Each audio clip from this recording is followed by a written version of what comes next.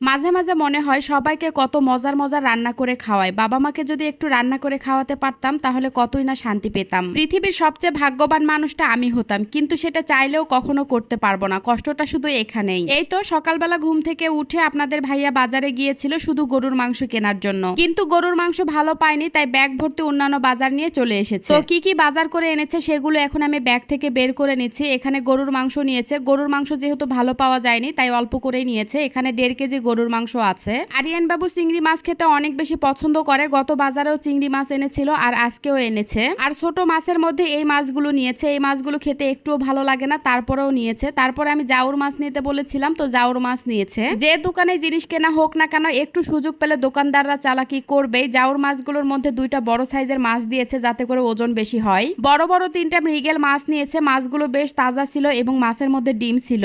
বাজারের দিনটা আসলে অনেক বেশি ব্যস্ততার মধ্যে পার